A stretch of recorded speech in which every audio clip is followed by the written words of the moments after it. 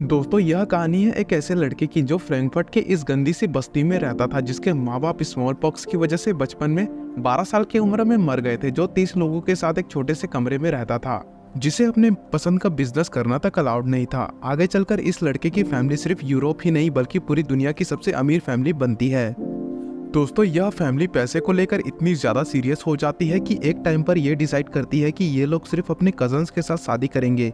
अपने बिजनेस को और बढ़ाने के लिए यह फैमिली अपने 5 बेटों को अलग अलग जगह भेजती है, जो पूरी दुनिया को कंट्रोल करते हैं। 19वीं और 20वीं सदी में इस फैमिली ने पूरी की पूरी कंट्री को तक लोन दे दिया था। कई कंट्रीज को पैसों की तंगी के कारण डूबने से भी बचाया।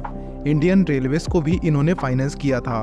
यह बैंक जिसके पास आज इतना सारा सोना है, इस बैंक तक को इस फैमिली ने लोन देकर बर्बाद होने से बचाया था। दोस्तों आज जितनी पूरी महाराष्ट्र की जीडीपी है, उससे ज्यादा पैसों का सोना यह सिर्फ एक बार में ही बेच देते हैं। और इवन दोस्तों फ्रांस के करंट प्रेसिडेंट जैसे पावरफुल लोग इनके यहाँ एम्प्लॉय रह चुके हैं। इतना ही नहीं दोस्तों, इनके पास 1800 से भी ज्यादा महल हैं, जिसकी दोस्तों टोटल वैल्यू इतनी है कि हमारे मुकेश अंबानी जी का एंटीलिया, जो कि दुनिया का सबसे महंगा घर है, इसे 17 बार बनवा सकते हैं। और उसके बाद भी दोस्तों हमारे पास बिलियंस ऑफ डॉलर बच जाएंगे।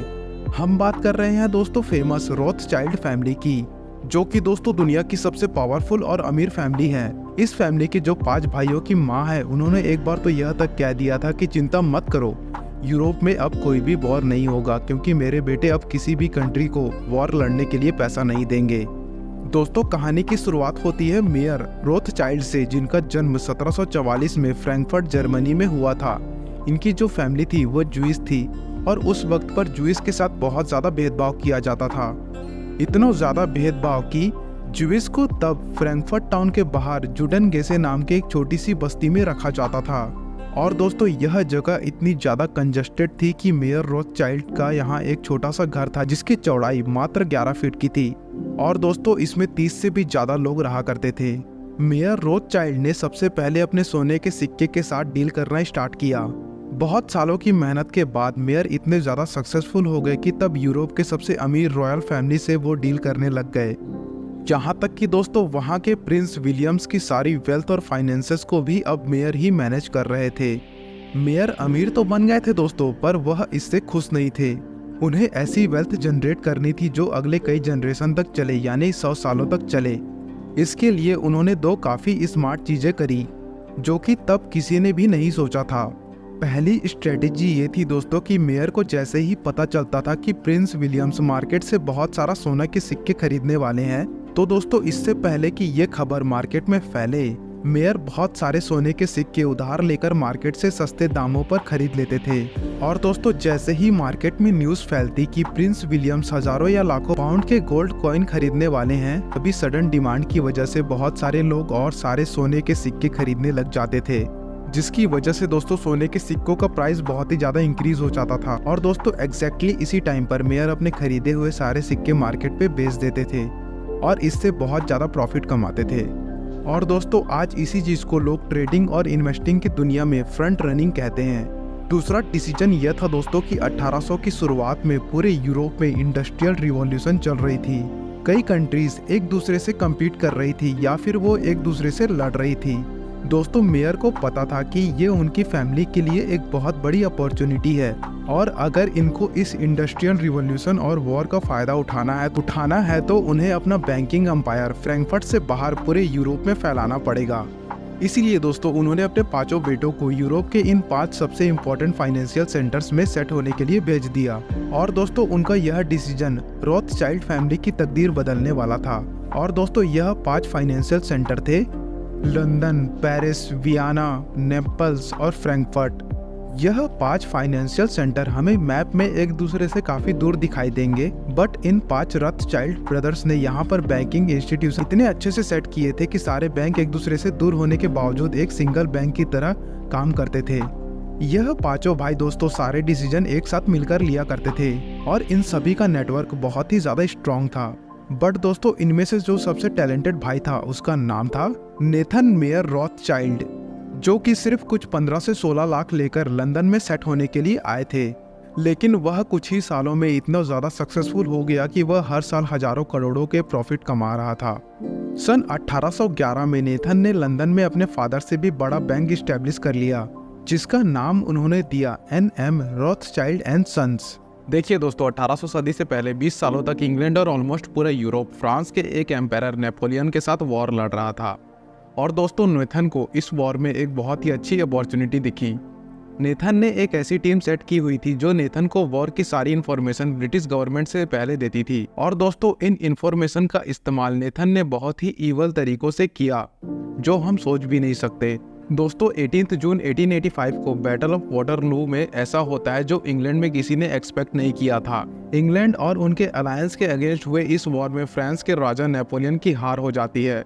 तो दोस्तों तब इंटरनेट या फिर टेलीफोन का तो कोई जमाना नहीं था, पर रॉथस्चाइल्ड फैमिली ने कई सारे घोड़े और कबूतर ट्रेन किए हुए थे ताकि उन्हें सबसे पहले इन्फॉर्मेशन मिल जाए। इसी वजह से दोस्तों उनके पास नेपोलियन वाली खबर इतनी फास्ट पहुंच जाती थी। उस वक्त दोस्तों इंग्लैंड की सरकार को यह तक पता नहीं था कि वाटरलू में उन्हीं की आर्मी जीत चुकी है। और जैसे ही दोस्तों नेथन को यह बात पता चलती है तो वो लंदन स्टॉक एक्सचेंज जाकर स्टॉक्स को एग्रेसिवली बेचना शुरू कर देते हैं, ताकि दोस्तों बाकी सारे इन्वेस्टर्स को लगे कि इंग्लैंड ये वॉर हारने वाली है। और दोस्तों पैनिक में आकर बाकी सारे लोग अपने शेयर्स को बेचने लग जाते हैं। तभी दोस्तों नेथन के एजेंट्स इन्हीं सेम स्टॉक्स को सस्ते दामों पर वापस खरीद लेते हैं। और फाइनली दोस्तों जब यह खबर सबको पता चल जाती है कि इंग्लैंड जंग जीत चुकी है तो सारे लोग शेयर वापस खरीदने लग जाते हैं, जिसकी वजह से शेयर की वैल्यू इंक्रीज हो जाती है। इस वक्त पर दोस्तों नेथन अपने सस्ते दामों पर खरीदे हुए शेयर्स को महंगे दामों में बेच देते हैं। और दोस्तों भले ही इस पैनिक में बहुत सारे इन्वेस्टर के पैसे डूब गए, बट दोस्तों वो सारे के सारे पैसे ठीक प्लान की वजह से नेथन के हाथों में आ गए थे। 19th सेंचुरी में दोस्तों यह फैमिली सिर्फ बैंकिंग में ही नहीं बल्कि रेलवे इंडस्ट्रीज और ऑयल में भी इन्वेस्ट करती है। पूरे यूरोप में दोस्तों इंडस्ट्रीज और रेलवे लाइंस को इन्होंने ही फाइनेंस किया।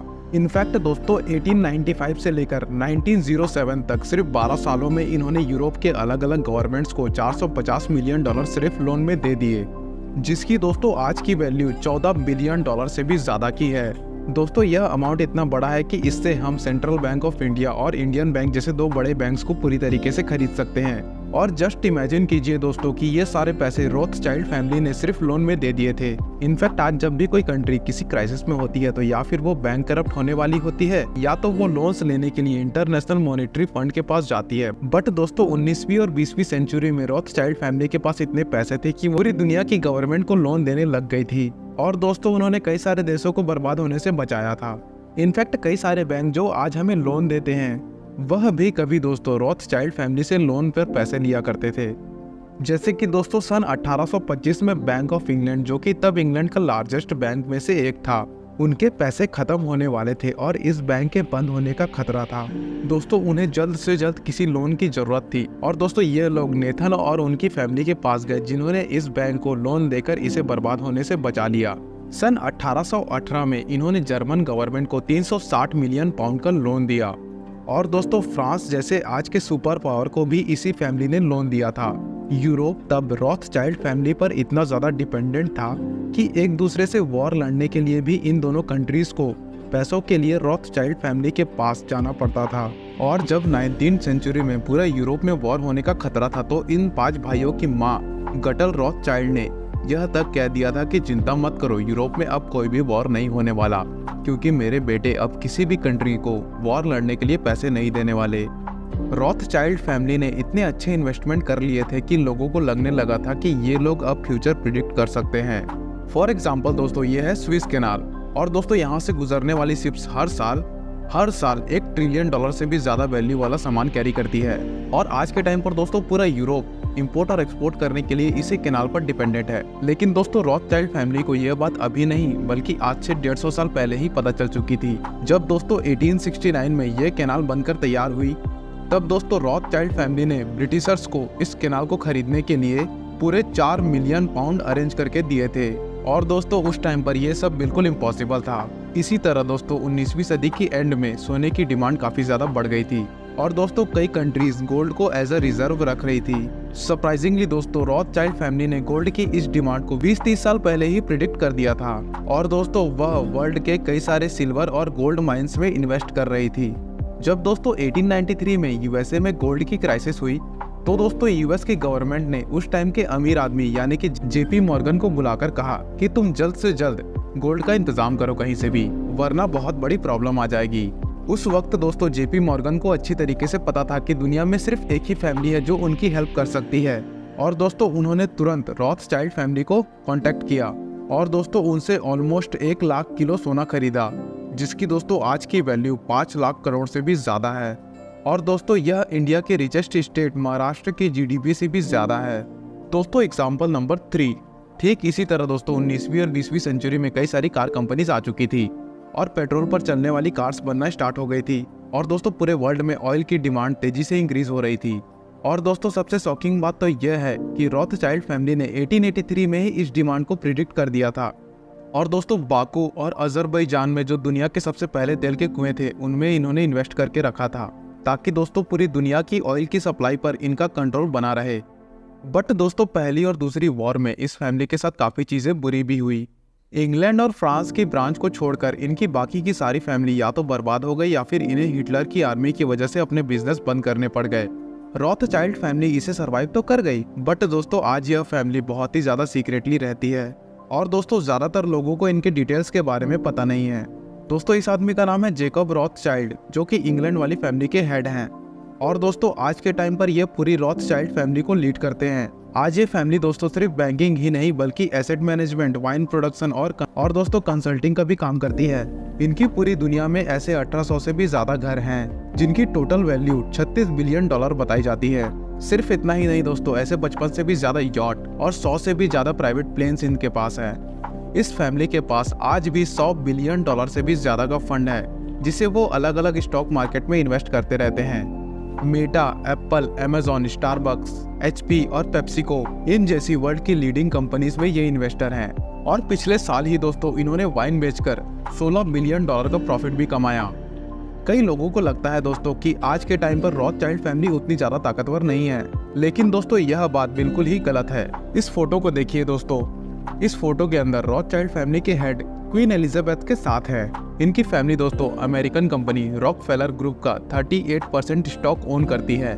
और दोस्तों जेकब पर लोग एलिगेशन लगाते हैं कि ये और इनकी फैमिली वर्ल्ड के कई सारे बिजनेस और पॉलिटिकल पार्टीज को फंड करती है, जैसे कि दोस्तों अमेरिका के फॉर्मर प्रेसिडेंट बिल क्लिंटन इनके फ्रेंड हैं। और दोस्तों कई लोगों को यह तक पता नहीं कि इवन फ्रांस के करंट प्रेसिडेंट इमैनुअल मैकन भी इनके फॉर्मर एम्प्लॉय रह चुके हैं। और इन पर यह भी एलिगेशन है दोस्तों कि मैकन रॉथस्चाइल्ड फैमिली के सपोर्ट से ही फ्रांस के प्रेसिडेंट बन चुके हैं। सिर्फ इतना ही नहीं दोस्तों, 2013 में एक सीक्रेट डॉक्यूमेंट्री भी रिलीज होती है, और दोस्तों उसमें यह रिवील होता है कि रॉथस्चाइल्ड फैमिली के कुछ आइलैंड में 30 से भी ज्यादा हिडन ट्रस्ट हैं, जो कि दोस्तों कई बिलियन डॉलर्स के एसेट होल्ड करते हैं। और दोस्तों अगर हम इन ट्रस्ट के नाम लेंगे तो यह काफी अजीब से नाम है, जैसे कि दोस्तों ANON।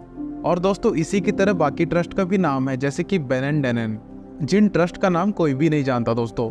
और दोस्तों आज भी इनका इन्फ्लुएंस सिर्फ कुछ आइलैंड या यूरोप तक लिमिटेड नहीं है, बल्कि दोस्तों इवन इंडिया में भी इन पर कई सारे एलिगेशंस लगाए जाते हैं। जैसे कि दोस्तों 2013 में जब पूरे इंडिया में 3G इंट्रोड्यूस हो रहा था, तब दोस्तों गवर्नमेंट ने इसके लिए 3G स्पेक्ट्रम का ऑक्शन किया, यानी कि दोस्तों बोली लगाने को कहा। और दोस्तों इस ऑक्शन में गवर्नमेंट ने रॉथस्चाइल्ड फैमिली की एक कंपनी को एज एन ऑक्शनियर हायर कर लिया था, और दोस्तों उनको 30 करोड़ रुपए दिए गए। बट दोस्तों सरप्राइजिंगली बात तो यह है कि NM Rothschild and son limited नाम की यह कंपनी, जिस कंपनी को ऑक्शन के लिए कॉन्ट्रैक्ट दिया गया था, उस पर एलिगेशन थे कि उनको तो ऑक्शन करने के लिए कोई भी एक्सपीरियंस है ही नहीं। इवन दोस्तों जब 2016 में डीमोनेटाइजेशन हुआ था, तब दोस्तों वेंकीस नाम की एक इंडियन कंपनी पर IT डिपार्टमेंट ने कई सारे रेड किए थे। इन पर यह एलिगेशंस थे दोस्तों कि डीमोनेटाइजेशन के टाइम पर इन्होंने 1000 और 500 के करोड़ों रुपए के नोट अपने ऑफिस से दूसरी जगह पर ट्रांसफर किए थे। और दोस्तों इवन इस कंपनी के ओनर के भी रॉथस्चाइल्ड फैमिली के साथ अच्छे रिलेशन बताए जाते हैं। और भले ही दोस्तों इनमें से कई सारे एलिगेशंस गलत हो, बट दोस्तों इस वीडियो को देखने के बाद आपको यह तो समझ में आ गया होगा कि दोस्तों रॉथस्चाइल्ड फैमिली उतनी ही इन्फ्लुएंसिंग है जो कि 200 साल पहले हुआ करती थी। और दोस्तों इस पूरी फैमिली की शुरुआत हुई थी उस बच्चे से, जो कि दोस्तों जर्मनी में एक छोटी सी बस्ती में 30 लोगों के साथ एक छोटे से कमरे में रहता था, और जो कि दोस्तों 12 साल की उम्र में अनाथ हो गया था।